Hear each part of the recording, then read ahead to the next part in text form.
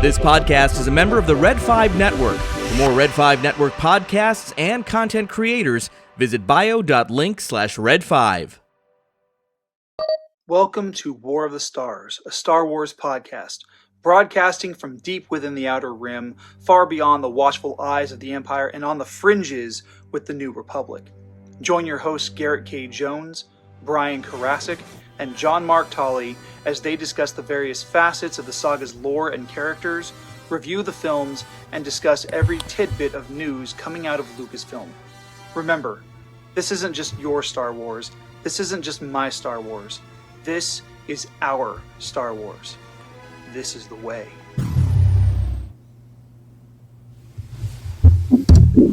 It is indeed the way and our Star Wars. And I almost said the way, truth, and the life. But that will be a different podcast. It'd still be a pretty fun podcast. Welcome to another fun-filled edition of War of the Stars, a Star Wars podcast.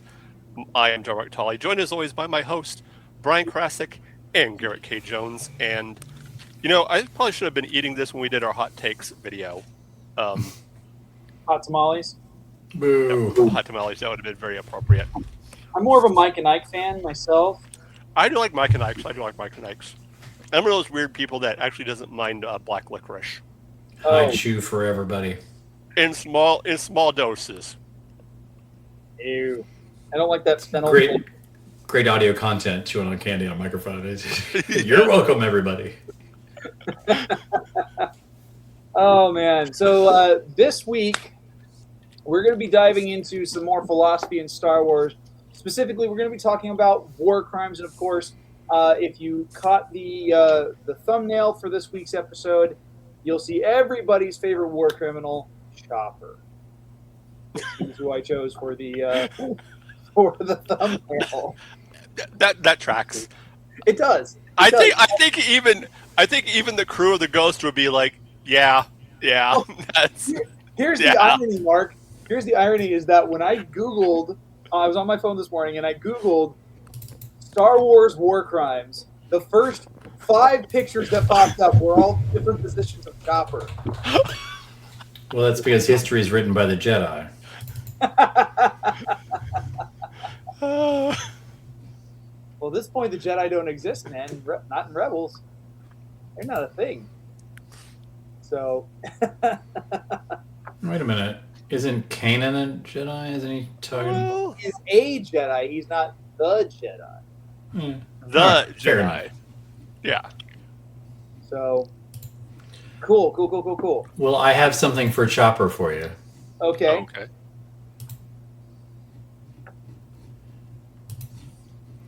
You've probably already drawn this conclusion. That everything he says is profanity? Yeah. Well, actually, no. What he says isn't profanity. What R2-D2 says is profanity because they have to bleep out every word he says. Mm-hmm.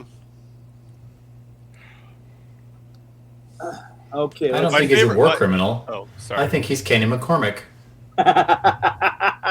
Yeah. Choose for orange hooded white asses. Who every line is on. I love that. Yeah. I love that. Yes. I think I've said this before. My favorite Chopper scene is there's a scene where there's this other little droid that's been helping them out, and they're all thinking like, "Oh, you did such a great job." And you get to see Chopper in the background stewing. And the minute he's out there, they got the rest of the crew's got their back turned. He basically pushes them out the bomb bay doors, just like, "Ew." And they're like, "Where'd he go?" And Chopper's like, "There." So, for this episode, I decided to Google a list of war crimes that take place in Star Wars. I'll be pulling that up here in just a sec. Okay, here we go. Okay, I'll save mine. I'm curious to see what you've come up with. So we've got a little bit of everything. I mean, we've got perfidy, which is fake surrenders. We have discriminate destruction and planetary atrocities, torture and mistreatment of prisoners, perfidy via enemy uniforms. and execution of surrendered or unarmed combatants. So let's just this is some of the main war crimes that we've seen across Star Wars. And ironically enough, some of our favorite characters are like the people guilty of this, like Obi-Wan, Anakin. I mean, Anakin, of course, is just chock full of war crimes. But even Han Solo is a war criminal. So yeah. Interesting. This is an interesting search. I would love to see the rest of your search history. Well, this is just the first little bit of searching I've done today. Beyond the Googling a picture of Star Wars war crimes and getting Chopper. I'm curious to see what you guys come up with. Well, I mean, obviously you have the Death Star. I mean, I think that's the big one. I mean, it's mass genocide of the entire planetary system. Well, we can look at the second season of Andor. Yeah, because we do. I mean, that right there is a war crime. We could look at the prequel trilogy, where we see, if I may share. Yeah, go for it. The Jedi Order is a paramilitary organization which employs child soldiers to enforce the values of an unelected leadership unaccountable to anyone whose decisions are based on a pseudo-religious cult, the will of which cannot be determined by anyone outside of the cult, and you never see your family again and you can't ever marry or have children. Some may say this is a war crime in that these children are being indoctrinated into this organization against their will and without their consent at infancy. Interesting. Well, I mean, the parents consented. Although we don't know how willingly they were. I mean, say what you want about the Sith. Now, I make this a joke. This is from my Star Wars memes collection, but I do believe that if we saw an organization in our world, in our galaxy, where this exact means of recruitment was employed, I believe that the UN might have something to say about it. Well, this is the kind of thing we do see in our world. I mean, you just go into sub-Saharan Africa. Yes, that's exactly my point. They absolutely would say something. So, without doing like the elevator pitch version here, young Padawans are not taken from their parents, but their parents are given quite a pitch about what a great life they'll have. And in many cases, they are, we're not taking rich, privileged children away from their families. A lot of them are the Anakins of the world. And I do think it's key that the Jedi are accountable to nobody except the Jedi. And they explain their actions as being in keeping with the will of the Force. Okay, but how can you know that? Because only Jedi can commune with the Force, right? So, no, trust me. It's the Force. The Force says you have to wear this silly hat. It could be anything. But so the fact that these children are, and yes, their parents give them away, but are the parents really aware of exactly the situation is debatable, and it's also debatable the ethics of a parent's ethical ability, if you will, to surrender their child to a lifetime of child soldier is not an overstatement of the case, especially not in the prequel trilogy. Well, as an infant, your parents are giving you up forever, and we see many in EU and in canon. We see many Jedi who encounter their parents in Darth Plagueis. There's one Jedi who is called back to his family when the rest of his family is killed, and he's like, "You don't mean anything to me. These aren't my family." And it's an interesting view of the traditional good guy army. And yes, I am the one to point out that actually the good guys are the bad guys, and I know I'm a jerk about that, but the fact remains that they are indoctrinating child soldiers into this religious cult. Well, and we see them exercise that overreach in the Acolyte. I hate to bring up that show, but it was a really great example of that. It's okay, I haven't seen it. Well, they're on a planet that is not with it falls as an outlier in the outer rim from the Republic. It's not a part of the Republic per se.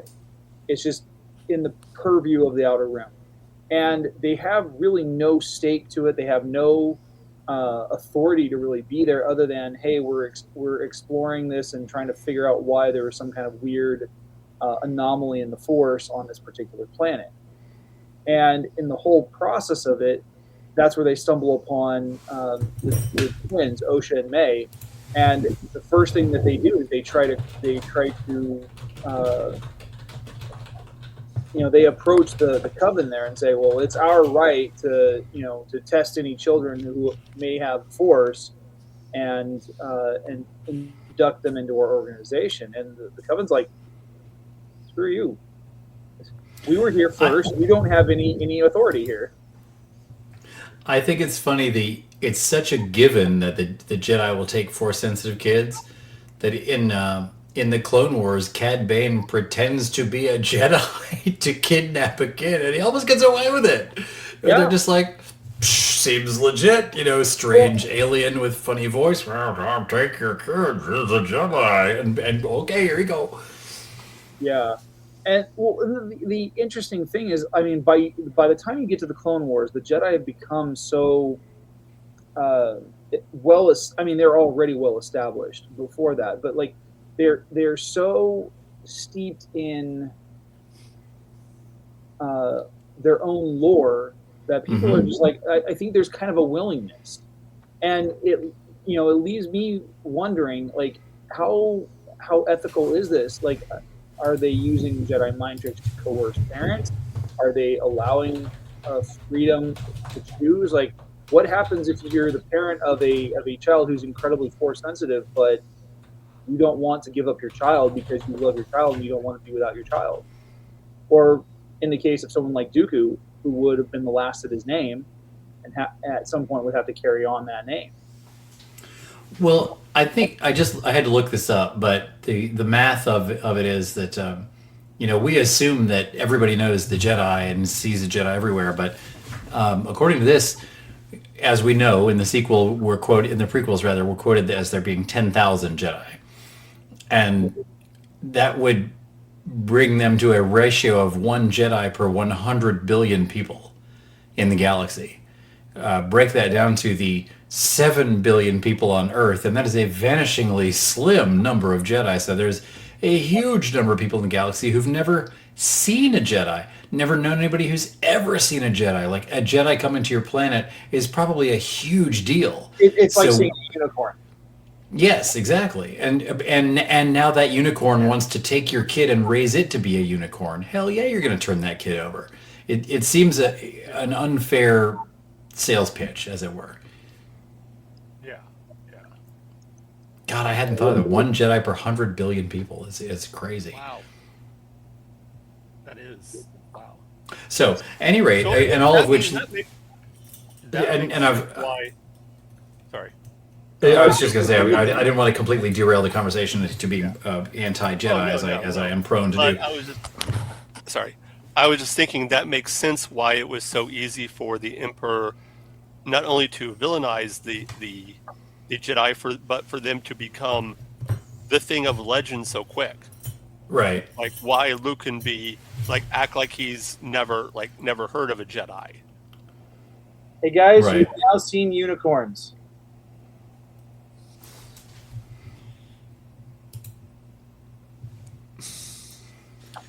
There's the local zoo here in Ashboro has a Save the Chubby Unicorn T-shirt or something. I forget what it's the specific wording, but Yeah. the same way that raccoons are happily referred to as trash pandas. But to get away from that, I'll let you guys ponder that at your will. I don't think we'll decide that. We're not going to resolve that, but I do think that's worth discussing. So, folks at home, email me. So, we can look at Saul Guerrera as a war criminal. Oh yeah. Oh yeah. I mean, he tortured very much people. so. He randomly, killed his own people. Can we touch on that? Because I don't think the AI has described war crimes pertaining to mind-controlling aliens being fed your brain, which is not really an option open to us here on Earth. It does talk about here the torture and mistreatment of prisoners. So, for example, Darth Vader routinely tortures prisoners of war and captured rebels, including Princess Leia and Han Solo. It's like step one. Like he doesn't even ask her questions. You're just like, bring in the droid. Now, well, no, actually, if you go back to the original now I will say this: it disappeared. Did he become one with the Force? He's like Batman. Oh, here we go. Yes. Okay, so here's the thing. If you go back to what is said in A New Hope, he actually doesn't jump straight to torture. The probe droid is brought in after traditional interrogation methods have. Oh. They only bring in the probe droid because she's been resistant. And even still, even with whatever truth serum they inject in her with that probe droid, it still does not work. She is still resistant. There's not a chemical in the galaxy that can this. make Leia do what she doesn't want to do. I will say this though. In Vader's defense, I can't believe I'm defending Vader, but I'm listening. The Empire would probably argue this, that because the Rebel Alliance is not a legitimate military power, a legitimate government, they do not fall under any galactic laws. Where have we heard that argument? Therefore, that sounds like something a Lieutenant Merriweather would share with us. It's really disappointing to be a veteran these days. I'm just going to tell you that right now.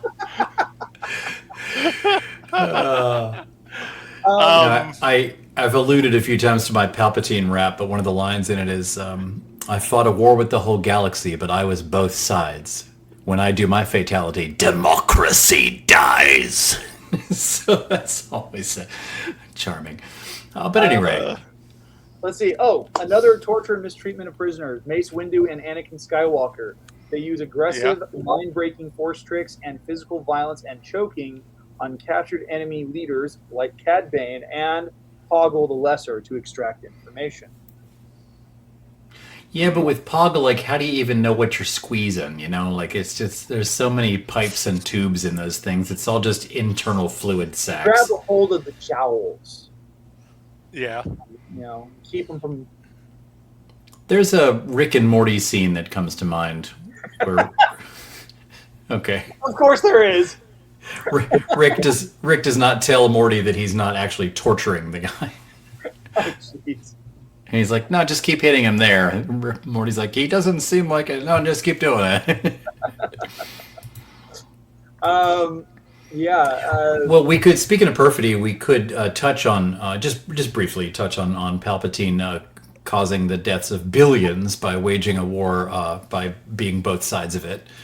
That's kind of next level as far as that goes. Well, he himself never engages in any fake surrenders, or although he does kind of take up an enemy uniform because he orchestrates a 1.2 million false flag operation in that the entire Army of the Republic is formed to combat a threat that he has engineered. Yeah, but I mean that's like a Tuesday for the CIA. On a bit of a grander scale, would you give me 2 Tuesdays? It was a Tuesday. Oh, Raul Julia, we miss you. Oh, I know. He was the only good part of Street Fighter. Well, geez, I put all my academia into the Jedi or war criminals shtick, but it is an interesting thought, and to step away from real world discussion of war crimes, when you're dealing with someone who is so patently evil. For example, the Empire would say that torture against Princess Leia was warranted because they were not necessarily. I do agree with they're not a legitimate government, but also perhaps more specifically, we're attempting to get the plans for this base that were stolen. And the loss of this classified government document could lead to the deaths of billions, and does, and so that's, many governments have justified excessive force and aggressive yeah.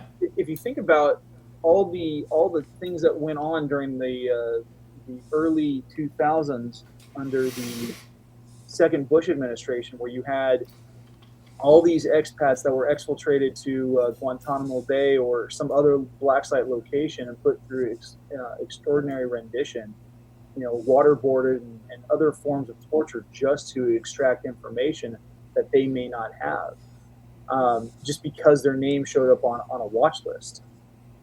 And it's kind of something similar to that, because I mean, think about how many times we see in Star Wars where someone may have inadvertently crossed paths with a rebel or a resistance fighter or enter faction here, and they're then caught up in the whole thing. They are captured and they are put through the paces of being tortured, whether it's with droids or by other means, in some hidden black site.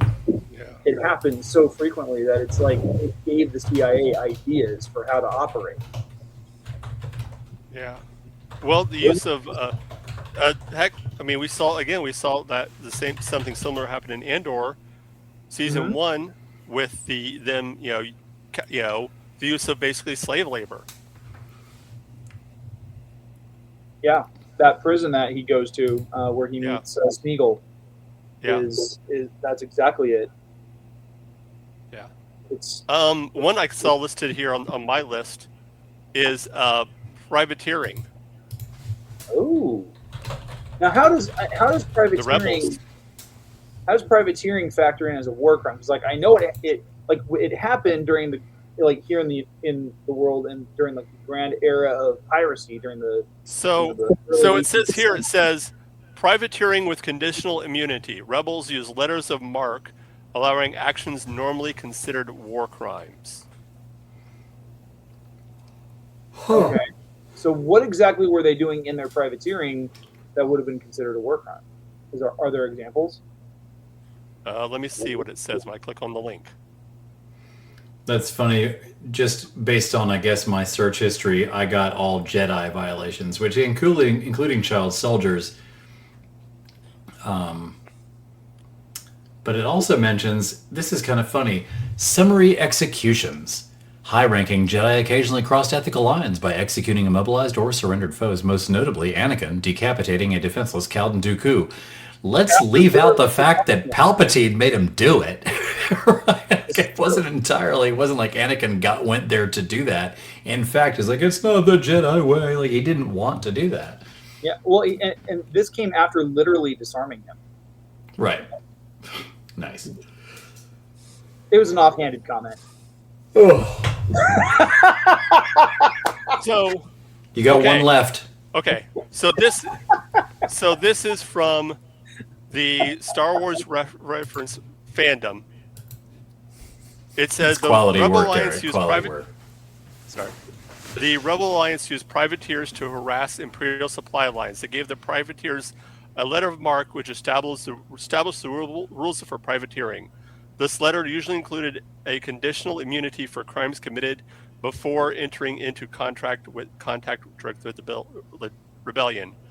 Legitimate acts of privateering were not considered crimes under the letters of marque, but war crimes were especially excluded from this immunity. I have been trying to get a letter of marque out of the U.S. government for 15 years.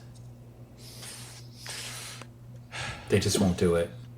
A question about torture. Why is Darth Vader using a droid? You have the Force. You can read people's minds. What's the problem here?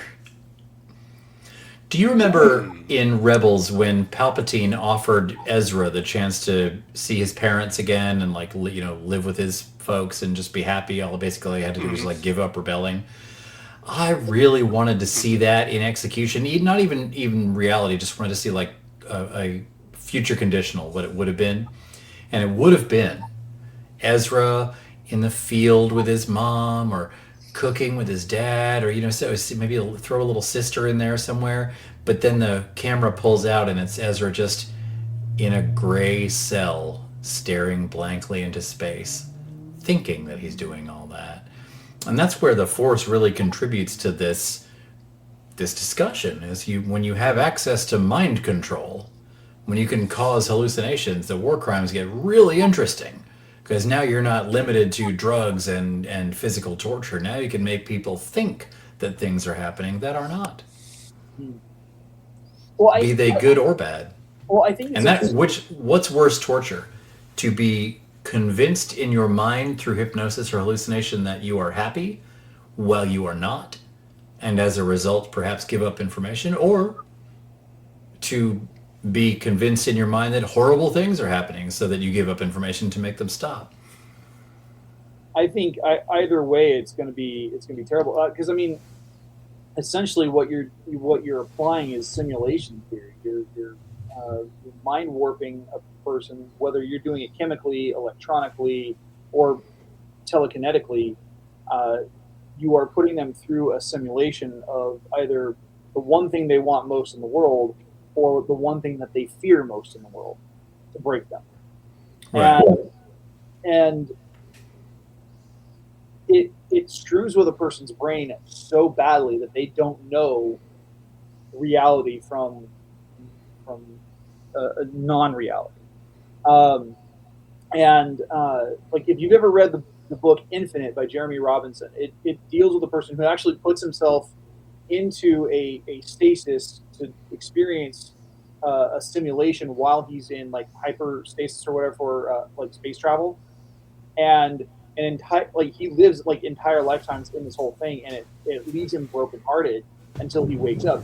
And over the course of time that he's been in this simulation, it is like it's only a few hours that he's in there, but because of time dilation, he feels like it's been a lifetime, and it is.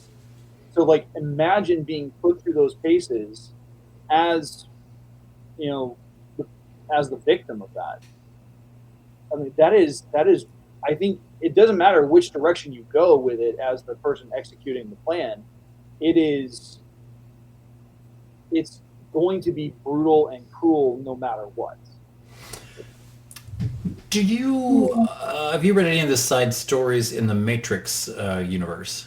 Yeah, I've got the Animatrix on DVD, but beyond that, and the core films, there's an anthology of short stories, and in them, just real briefly, a fighter pilot is approached in midair by an agent. Like his fighter pilot his plane just freezes in midair, and an agent just walks up to him, and basically the agent comes clean about the whole Matrix situation. And the pilot is like, why are you telling me this? And it turns out that aliens are attacking the Earth. And they have found a way to get past all of the machine's defenses, and that is aliens are dropping the moon on the Earth. And so they've been like just hurling asteroids from the asteroid belt. They're just like pelting the Earth with asteroids from beyond the machine's ability to reach. So they need this fighter pilot to operate this craft that they have created, and there's some machine information about why the machines can't do it, but they've built a spacecraft to combat this, and they need this one pilot to operate it. Send him out into space, he wins, he defeats the alien fleet, but then this ship does not have a means to come back. And obviously the machines are like, thanks very much, Mr. Battery, like now you are expired, we can toss you away. But the agent is like back with him in the cockpit now. The agent's like, so, really sorry about that, but like you did, you saved the whole world. You can be glad with that. But they give him a deal where you're going to die in 30 minutes. That's all the oxygen left in the ship. But they plug him back into the Matrix, and they make that 30 minutes last the rest of his life. And he lives out like time dilation. He lives out a full life and retires, and he's just like, there's some debate in the story as to whether or not this is a good or bad thing. Like, I'm going to die in a half an hour, but I will never know it. And it seems fair. Well, and the thing about that is, like, with that particular thing, it begs the question, like, if he's already plugged into the Matrix, why disengage him from the Matrix just to put him in the ship when he could have like done it remotely? He needed to physically pilot it. There was a specific there's a delay. Like he's beyond Saturn when he's doing that. So there's gotcha. So, and the delay would have been too long. Yeah, the uplink. Yeah. Okay, that makes sense. They're still on Spectrum. I like that. There's only so much they can do. It's still copper wires. Yeah, and so obviously, we don't see the Force being used to torture anybody until later on. Until I think it was after the prequels came out, and we started seeing the Clone Wars and anything else. But I mean, we do get to see some use of the Force in torture, and that is with the use of the lightning. I mean, sure. I mean, war crime right there. I mean, Palpatine is very blatant about it, but he will use the lightning as much as he possibly can to torture somebody, even unto his own death, twice. Even unto his own death. Twice. 3 times. Well, the first one didn't die. He got the face. Okay, fair enough. And you got to read the book to know that. I'm disappointed in that scene. Story for another time. Go on. But when he uses it in Revenge of the Sith, it's not Mace Windu that he's torturing with it. It's Anakin, because he's forcing Anakin to make a decision. He's forcing Anakin to choose a side. Now, Anakin's already made the choice. He just hasn't admitted it to himself yet. Because if he was really honest with himself, he had made the choice, and that's why he was there. It wasn't to bring him to justice. It was because he was taking Palpatine's side. And yes. And so the second time in Return of the Jedi, it's to torture not just Luke for rejecting his offers. It's also to punish and torture Vader, saying, "Hey, this is what happens when you cross me." Unfortunately, he kind of left himself open for being blindsided. And then, of course, he does the same thing again, but it's not as much of a torture in Rise of the Name Stealer, because he's not actively torturing anybody with it. Rise of the Name Stealer. I do think that, by the way, on that topic, I do think that Palpatine, who's the king of the kill me and I still win, that old chestnut, I think he'd be okay knowing that before he died, he ended both the Solo and Skywalker bloodlines and his granddaughter sitting on the throne. I know I've said it before, but it bears saying again. Yeah. Speaking of things I've said before, folks at home, if you've not heard this before, I do want to touch on the fact, if you hadn't noticed, Palpatine reveals himself to Anakin as a Sith Lord at that precise moment because he knows that Kenobi and Yoda are both off-planet. That choice between Sidious and Windu is very intentional. It couldn't be any other way. Yeah. Yep. Subscribe to my Substack. Palpatine was right about everything. To follow and read more. Please tell me that you record your notes for that in the voice of Palpatine, and that's what plays when people get to the new article. That would be funny. What I do have some good shtick I do where I do drunk dial calls to Kenobi and Yoda. When you're finished staring dramatically into the middle distance, Kenobi, give me a call back. It's been a while. It's catch up. Call me back. It's not Palpatine. It's the little orange one, the Togruta. It's her. Call her. Call me back. Oh, I did think of another war crime that the good guys commit, and that is in Rebels. Young Ezra Bridger uses a power that we never see used before or since, and that is to use the Jedi mind control to cause an AT-ST pilot to commit suicide at range. Which you've mentioned before, but yes, one of my populars. Would love to see that again, or at least explored, or in some way justified how a young Padawan is able to do that, and no repercussions whatsoever. Yeah, it's fine. It's fine. Yes. Sure, Jedi can commit murder with the Force. It's fine. I mean, all bets are off. Yoda's hiding on Dagobah, smoking up that Dagobah dynamite. He's having a good time. Well, I mean, if you want to get technical with it, as I always do. Yeah. if you look at the fact that the Empire was at that time the legitimate government of the galaxy, then the rebellion itself was a war crime. I mean, you can if you can look at it from the view of the Empire, how the Empire would have viewed it. They said the Alliance is trying to overthrow the legitimate government, galactic government. Therefore, Even I would dispute the concept of the Galactic Empire being a legitimate government. It was founded on a number of deceptions. Right. I believe the fruit of the poison tree there. I'm looking at it through their view, how they would look at. Yeah. Oh, how the Empire would. Yes. Yeah. Yes. Well, how I have another question. When did we trade sides? Why am I pitching this from the Jedi point of view? Wait, are we the baddies? No, I am. Stop taking my shtick. Sorry. Look behind me. There I am with the Emperor. So, would Death Star quilt? Yeah. 2 different Darth Vader lightsabers. Palpatine, Kane. I'm the one supposed to be doing it. Anyway, carry on. In the Clone Wars, when the Jedi or the Clone Troopers shot retreating, or let's say if a battle droid surrendered and the Jedi just cut them down, was that a war crime? No, because they are hardware. They're technology. They are devices.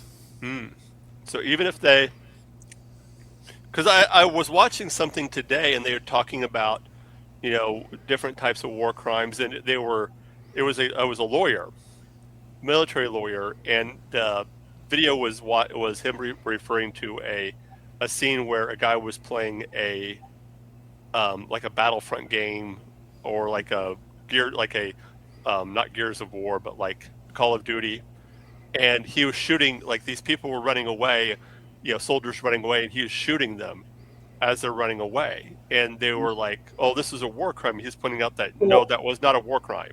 No, because so as someone who has actively played Halo for the better part of a quarter century, you occasionally will find yourself in skirmishes where the AI governing what the Covenant does will send them scattering, especially if you're dealing with grunts and you kill an elite or you kill a brute, and all of a sudden the grunts, who are their infantry, scatter. At that point, you're not committing any war crime because they're still part of the engagement. Yeah. Because they at any point can turn around and start firing at you. And I've had that happen. That's one thing that the lawyer was saying, was that when they turn around, if they start running, yes, they're still combatants, so you can still technically shoot them because they could at any time regroup. They said now if they stop and they surrender, then it would be a war crime if you shot them, unless it was a false surrender. Right. Like, for example, if a grunt, I love this. If Go on.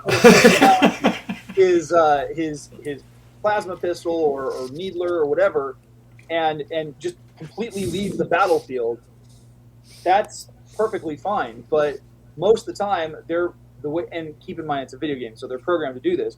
But most of the time, they'll run away, and then they'll pivot and they'll start trying to shoot off a couple of rounds before you pummel them with your battle rifle. So, at that point, it's not a war crime. What happened with Dooku specifically and Anakin is because you had a combatant who had been literally disarmed, who was in a prone position. He said again. Disarmed. I love that reference. That's great. That's great. You're a dad. You deserve it. I do. Anyway, so there's another great example of this. I think it was when they were using the stealth ship against that one general voiced by Sulu, the Spider General, and at that point I think they engage him in a physical in a physical altercation where they end up having to deal with him directly and creating that and basically committing a war crime there as well, because he was disarmed. He wasn't actively engaged in the battle. He was but with the Spider General, you got to disarm him so many times. You started it. I did. So, folks at home, if you're not watching the video, I have stepped off camera and returned literally wrapped in a flag because hearing war crimes discussed through the lens of I know a lawyer and I used to play Halo, I kind of had to get in on this. Having served in a war, I'm going to go ahead and say that the rules are very clearly laid out. Like the Geneva Convention is not subtle. There's things that we can do. There's things that we cannot. And it's very very clear. Or as the Canadians refer to it as, the Geneva Suggestions. Yes. Yes. Because the Canadian, the joke is that half the Geneva Convention was because of the Canadians. Yes, it was. That's funny. They didn't phrase it that way in training, but now that you mention it, I do think that it's unfair to apply real world ethics like that to the Star Wars universe, but it's fun to, and I do think that sort of thing where we can define, and it really, even in the real world, it comes down to who is defining this role. Is it a terrorist or is it a freedom fighter? Is it an act of war, or is it an act of proactive self-defense? Is it a war as an excursion? What are we going to call this?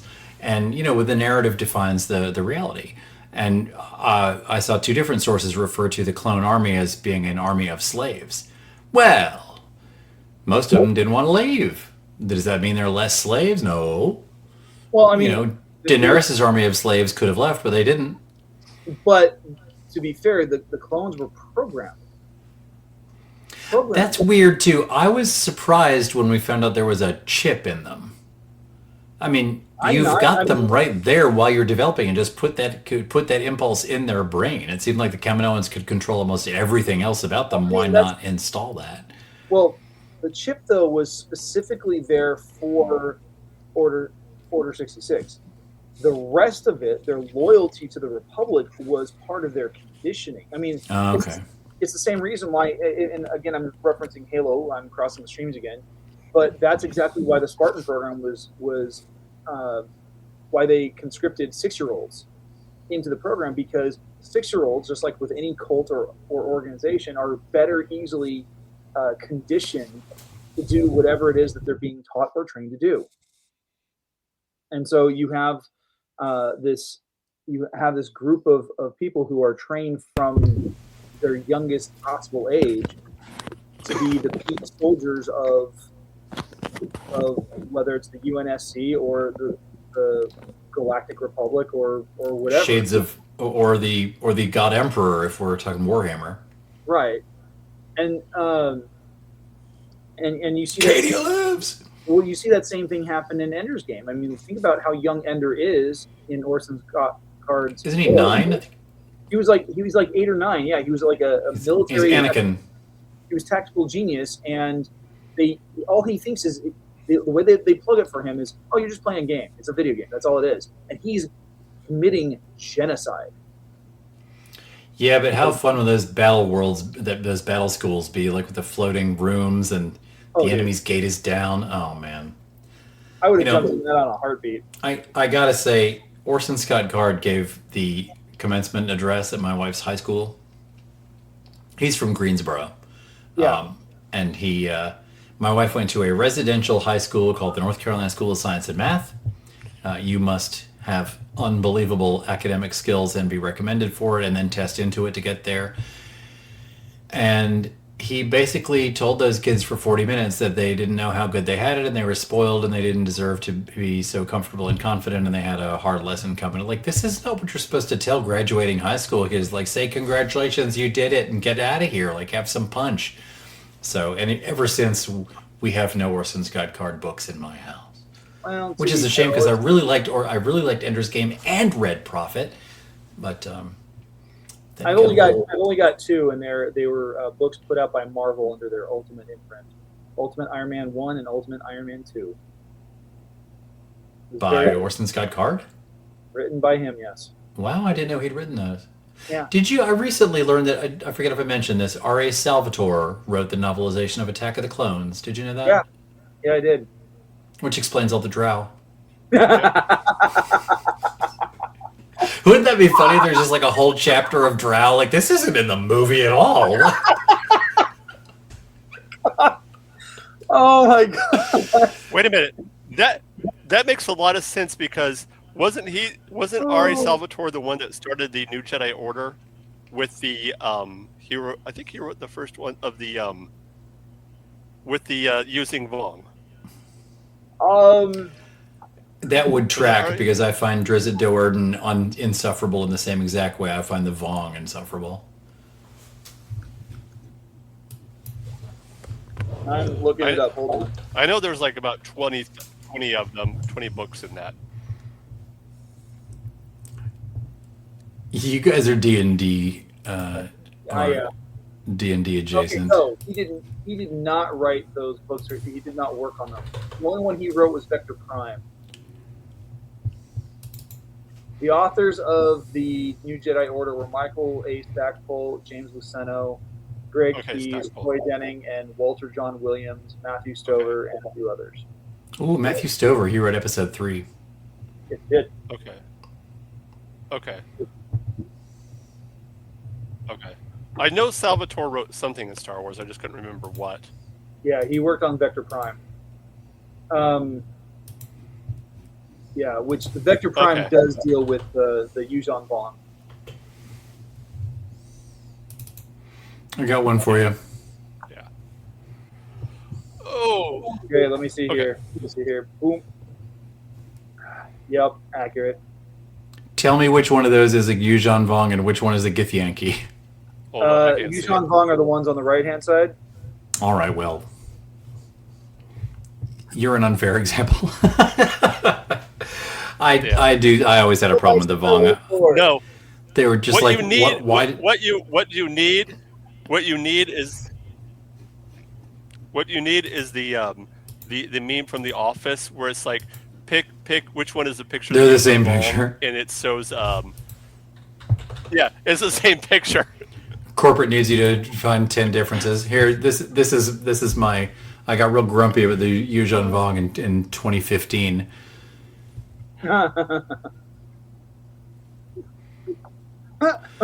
And folks, if you're not watching, this is a meme portraying a picture of the Yuuzhan Vong, and it says, if they made an animated Star Wars movie drawn by Rob Liefeld, starring Fairuza Balk and Skeet Ulrich, with the soundtrack by Nine Inch Nails and Gwar, which took place on the Hot Topic homeworld in the 90s, it would have looked a lot like this. Which is to say, the Yuuzhan Vong was when the 90s invaded Star Wars and took it over. And if you don't know who Fairuza Balk and Skeet Ulrich are, well, I'm way too old for this joke. Remember when they were in everything? They were just like the king and queen of 90s prom. If you don't know your anyway, screen, you don't know your water boy. I think more kids nowadays would know Rob Liefeld than anything else. Yeah. Okay, if people who have watched the Deadpool movies do not know who Rob Liefeld is, they need to walk off a cliff. Yes, then shame on them. Shame on them. Yes. Although, to be fair, Rob Liefeld is as good of a creator as he is. He was a bit of a jerk when it came, like, I know that he split off from Marvel with a bunch of other guys to start working on Image and stuff like that, but, like, dude, he screwed those guys over. And then they stole, like, there was one character in Image that was basically just Wolverine plus Puck. Shadowhawk. Okay. Yeah. Yeah. I mean, like, he had Wolverine's hairstyle. Like, he had the sort of, the bangs and the... No, that's a different character then. I was thinking the uniform. There's a character called Shadowhawk in Image.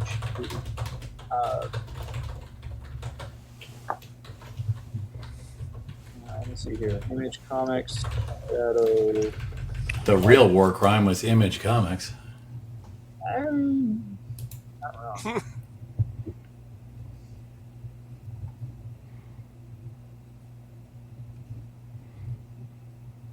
He was a short little Puck guy.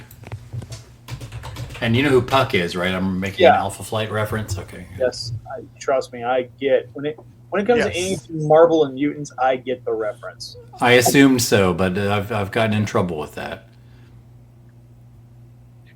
So Well, I can't find it, but I remember there was some Image comic that had a character on it. About Shadowhawk.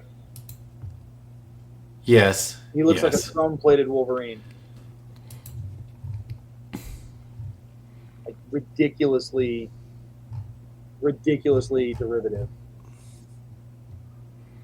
Like I think both Logan and Mark Spector need to sue. Well, I'll leave it alone. I can't find it now, but I will say I wanted a Nightcrawler comic for the longest time. Nightcrawler was my favorite guy. The way most people are about Wolverine, Nightcrawler. I wanted these hands so bad. Yes. I will say this for my daughter, not to cross streams again, but Nightcrawler is my daughter's favorite X-Man. You should But she always get calls him somewhere. Kurt. She said she loves Kurt. You should get somewhere a copy of X-Men number 153. It is in the old lineup. It's an 80s comic. It's from... Yeah. What Is that it? Yeah, that's it.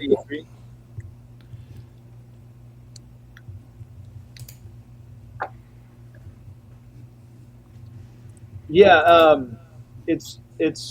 I think I know which one you're talking about. It is a bedtime story that Kitty Pryde tells Ilyana. Yes. Oh, it's Kitty's. Juggernaut Smackdown. Yeah, is that Kitty's? Not Kitty's bedtime story, but it's Kitty's. Yeah, that's exactly what it is. It's Kitty's bedtime story for Ilyana. I haven't quite got to that because right now we're reading through the Dark Phoenix saga. Okay, yeah, So it comes after that. We were just introduced to Kitty and Dazzler. I've got the screen up there, or the cover of it. I had this, and it is the basis for the Nightcrawler 4-issue limited series that came out a year or two later, where they go to the world presented in this story, and there's little teeny like Cabbage Patch Nightcrawlers that are called Bamfs, and then there's a Wolverine guy who's like a Tasmanian devil, and the Bamfs have made a comeback in more recent years. Yes. Oh, good. I have a particular attachment to the X-Men in that I used to work for Lockheed. Nice. Yes. The dragon. And in The dragon. In the 12 years I worked for Lockheed, I met 0 people who were aware of that connection. Yes. Of course they would. And that is disappointing. Like, you guys are wasting this. I know. I also, and Garrett, you may appreciate this one, more than once I would enter a conference room with 2 of my colleagues and say, "When shall we 3 meet again, in lightning, thunder, or in rain?" Which is the first lines from the Scottish play written by Shakespeare. And I have found that when you deliver a Shakespeare reference to a room full of defense contractors, what you get is...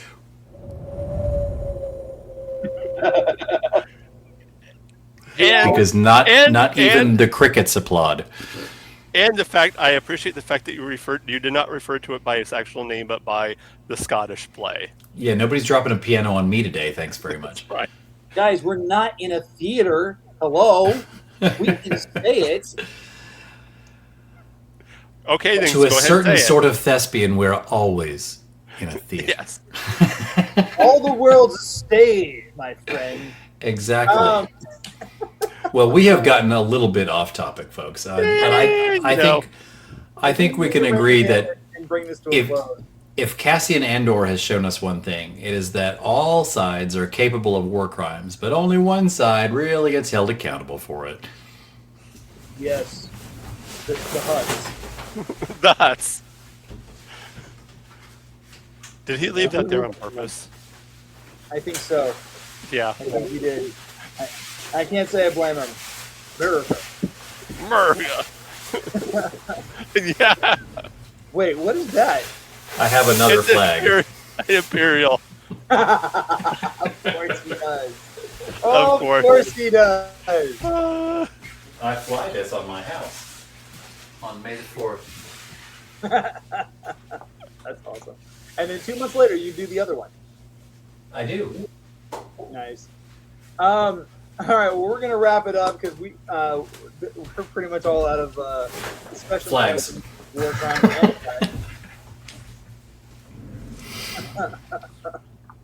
Brian, why don't you go ahead and tell all the folks out there where they can find you?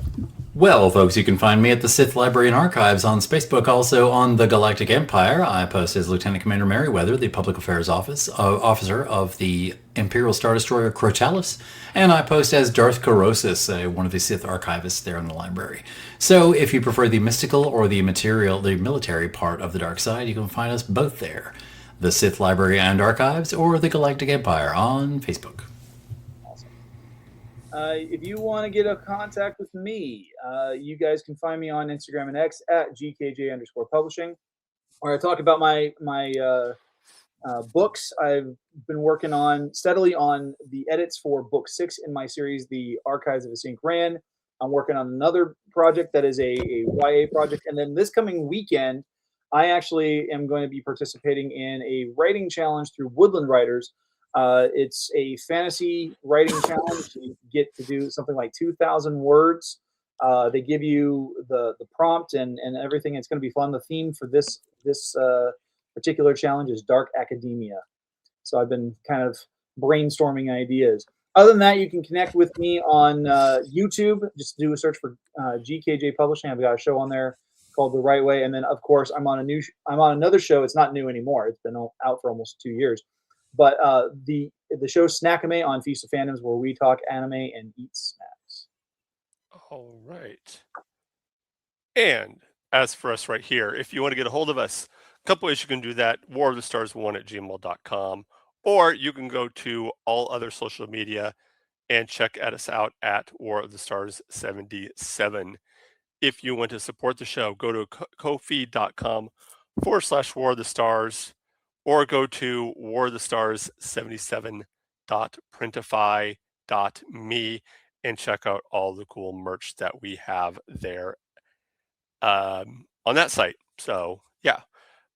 As Garrett mentioned, we are a member of Feast of Fandoms. Check out all the shows, not just our show and not just Snackame, but there is something for every type of geek nerd fandom there is. You can also check those out. QR and also check out all the shows on our... Yes. Yeah, that thing right up there in the corner. You can also check out all the shows on the Red 5 Network. And check, we're a proud member of the Red 5 Network. So check that out. And check us out next week when we are doing yet another tier list where we are listing our favorite lightsabers and seeing which ones we like and don't like. So check that out next week. Until next week, remember, this is not just my Star Wars. This is not just your Star Wars. This is our Star Wars. And remember, the answer to the question everyone wants to know: why did Adele cross the road? To say hello from the other side. May the Force be with you.